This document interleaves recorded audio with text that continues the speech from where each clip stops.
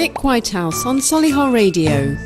Yes, it's me, Nick Whitehouse, here on Solihull Radio. You're listening to me on the Pre-Brits Party Show.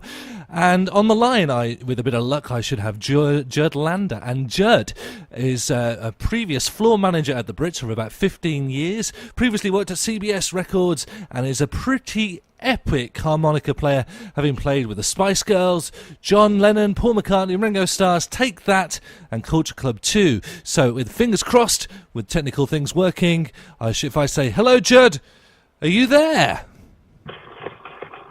Yes, this is me, Judd Lander. Hello there, Nick. Hello there, and just a little bit there. Can you speak up just a little bit? Hopefully, all the people listening, okay? I can hear you just fine. That's great. Okay. Well, first of all, how are you doing today?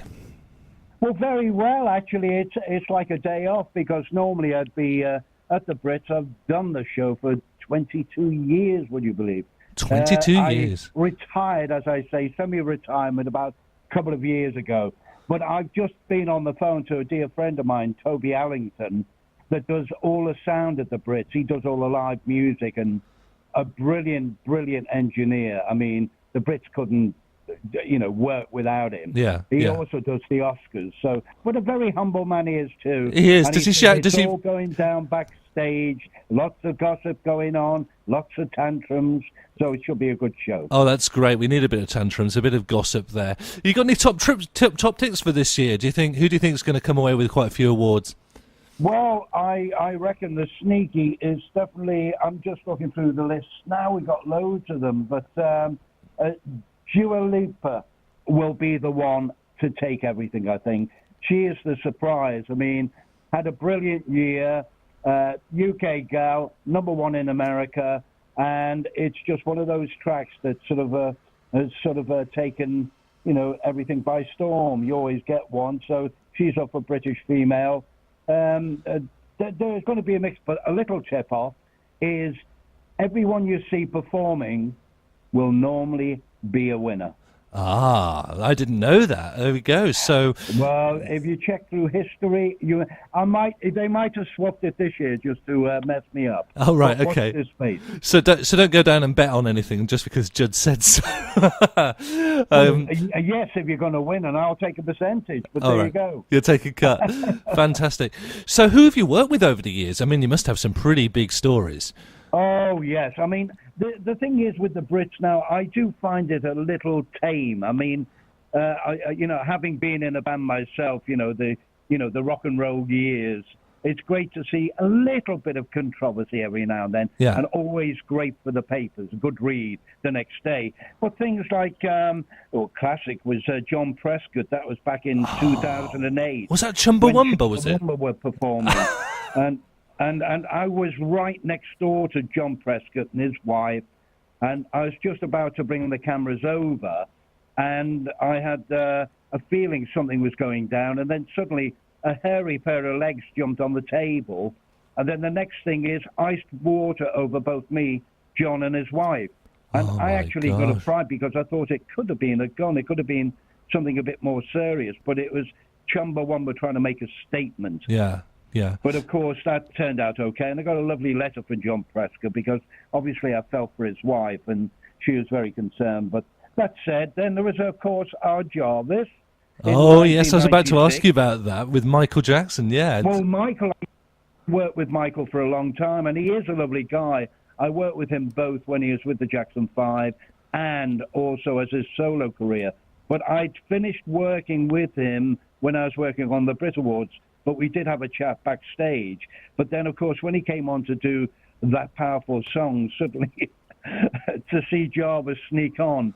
My last vision of Jarvis that night, it was Earl's Court, was Jarvis sneaking back to, it was like an Indian camp at the back with a pile of Winnebagos.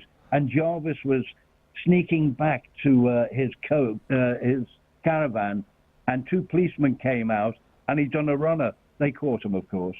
Oh, right, okay. And the rest is history there. Were you involved in the famous Sam Fox and Mick Fleetwood debacle when the auto cue broke? I had an artist on that show, and it was Ken, and I'm trying to remember the producer's name, Ken. I always remember I had an artist performing. I was in the bar, and Ken who was one of the main production men, came in with his hand on his head. I said, "What's the matter?" He said, "I've got to have a large drink. It's all going downhill." And of course, it did go downhill because the cues, everything was so badly rehearsed. And, of course, the Who got cut off at the very end. And I remember the manager going absolutely livid and wanted them to, come back the next year and perform it, which it didn't happen. Oh, but, right. I mean, it was chaos. But since then, it did get a lot slicker over the years. But as I say, I like the little rebellious those little moments. And I think you've got Liam Gallagher performing tonight. So it was on, off. But he's going to perform. He's going to do tribute something, to isn't the he? Manchester victims, which is quite sweet. But I hope he doesn't use it as another platform as well. We'll see. Watch this space. Do you? One of our presenters here, Duncan. He really likes the work of Amy Winehouse. Have you ever had anything to do with her particularly? Well, Amy. The irony is, my office is next door to her father's office, the Amy Winehouse Trust. But I always remember Amy in 2007 when she won her, solo singer award.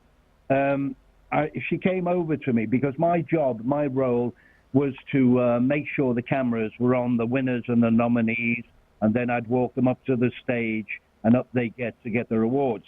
But with Amy, I was just by her table. She knew she'd met me before at the Brits, and she said, "Look, if I should win, will you get the camera onto the table and capture Dad and Mum?" I said, "Well, of course I will if you win."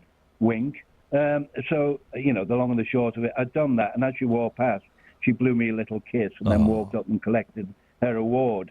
And then, of course, the following year, she performed. And that was rather sad because she was in the backstage area on her own, drinking orange, and looked very together but very lonely. So she's a sadly confused sort of person. She was a brilliant singer. Wonderful. And of course, you're a bit of a talent yourself, haven't you? You've been in a rock group, and you're a bit of a harmonica player. Well, I suppose I'm the Arthur Daley of the music business because I seem to do so many different things. I came to London as a session musician from Liverpool in the sort of Mersey days, and ended up playing on some great records, Beach Boys, playing with the Walker Brothers, playing with a lot of artists. And then, of course, and it was all on harmonica, ironically, an instrument that you could stick in your pocket. And when did I had a great time with the Beatles. I went to Apple, got involved with Badfinger. So I had a real great run as a session musician. And of course, Boy George and Culture Club played on their number one. Yeah, and, cool. Enjoyed that, but I got involved in the record business and worked with Genesis at Charisma Records and worked on John Lennon's rock and roll album. So I had a couple of hats all the way through, and then I ended up doing some TV work by the by with who was it, Mike Reed and Sarah Green. And I was this terrible puppet, a crow called a character called a crow, and I used to sit under the desk on Saturday mornings operating this character. Wow. And people like Elton John or McCartney walk past saying, "Judd, what are you doing under the table?" I said, "It's another story, I'll tell you later." What a wonderful story. I mean, yeah, so I've done a bit of everything.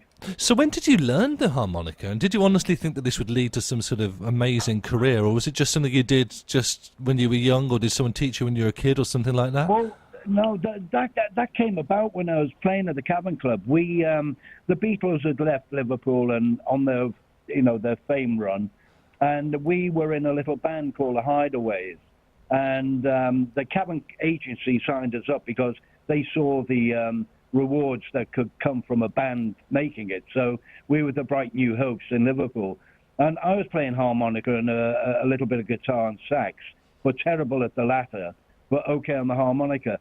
And I ended up meeting Sonny Boy Williamson, who was an old blues player.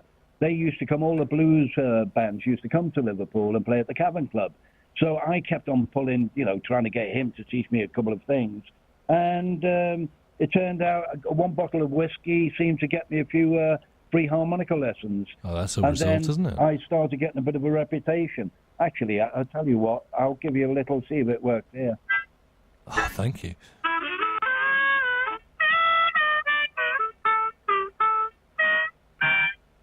There you go. You got a freebie. Wow, thank you very much.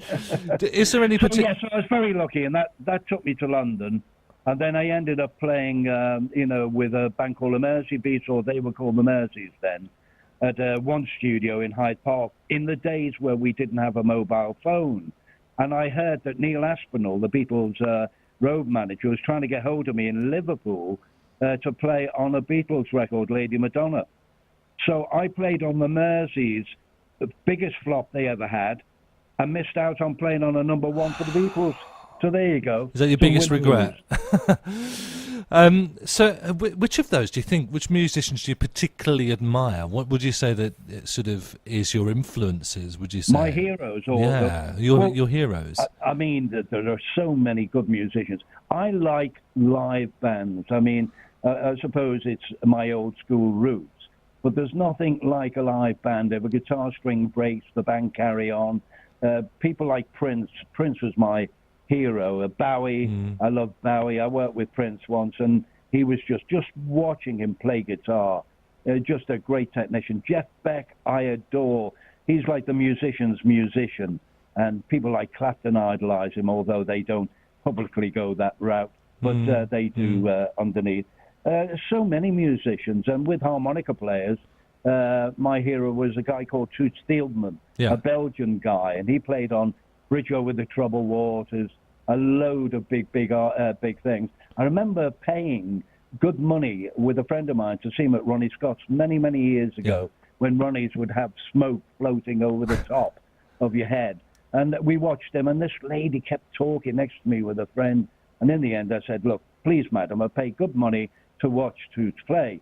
Anyway, she went quiet and apologized, and we carried on watching. And the next thing is he walks off stage, much to the applause of everybody, walks past me, sits down on the table with the lady. Then he taps me after a few minutes on the shoulder to say, I'm awfully sorry, my wife's always doing that. Oops. So some funny moments there. Yeah, very much so. So what's new for you? Is there anything going on for you, or are you just enjoying things? Yeah, or what? we've got, I run a PR agency now. It's something I done at CBS many years ago while I was in the PR department, only because of my cheeky, chappy Scouse upbringing and thing. Yeah. But I now have a company called Lander PR. We do music PR, and we get young bands, try and help them on their way to get a record deal by way of getting them airplay and online coverage. But, we've got a couple of really cool acts. I mean, I'm still working. Janet Jackson I worked with last year. Yeah. I'm working with Hanson, the Umbop Boys, who are still going. Oh, yeah. And they are brilliant live. They're all grown up now. Very, very underrated. Yeah. And I have Steve Rogers, Paul Rogers of Free. Steve Rogers is his son. Brilliant voice. If ever he's up in Birmingham Way, Solihull Way, we'll drag him in. Send him our way. Grania Duffy. Watch out for that young lady. She's from Ireland. The best blues guitarist I've ever heard. Great vocalist. So things to watch out for. We deal in that sort of area. Will you send us some stuff? We'd love to play some of the material. That'd be brilliant. Send us some stuff. We'll get you some. We'll get you some. Judd, thank you very, very much. We're going to play a bit of Culture Club now, and thank you so much for tuning in. I hope to speak to you again soon. Good luck with the station. Thank you very, very much. Here we go. We're going to sign off with a Become a Chameleon now. Thank you very, very much, Judd. Speak to you soon. Bye. Bye.